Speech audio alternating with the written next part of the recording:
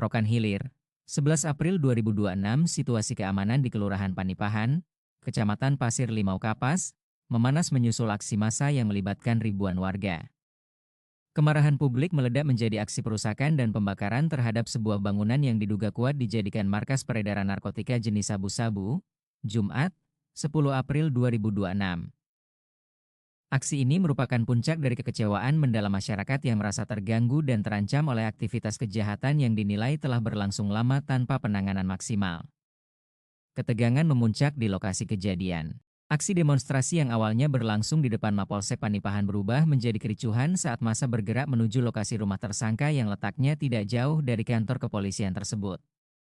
Dalam waktu singkat, pagar bangunan yang terbuat dari besi berhasil dijebol. Massa masuk dan melakukan perusakan total terhadap seluruh isi bangunan. Barang-barang milik tersangka dihancurkan, dilempar ke jalan raya, hingga dihanyutkan ke selokan.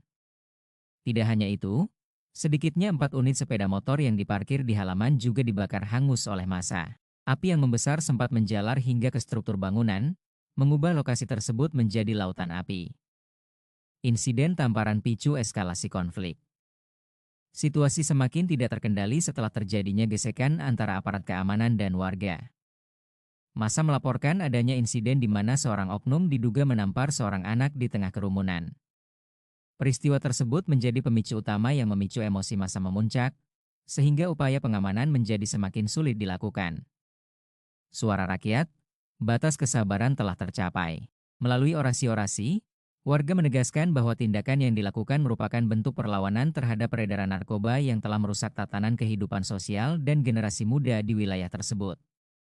Masyarakat menilai, keberadaan bandar narkoba di tengah pemukiman telah menciptakan rasa tidak aman yang berkepanjangan.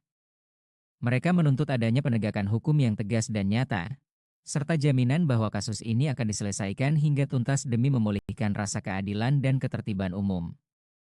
Hingga berita ini diturunkan, situasi di lokasi masih dalam pengawasan ketat aparat kepolisian. Pihak berwenang diharapkan dapat segera menindaklanjuti kasus ini dengan profesional, menangkap pelaku, serta memastikan hukum dapat berjalan dengan adil dan transparan.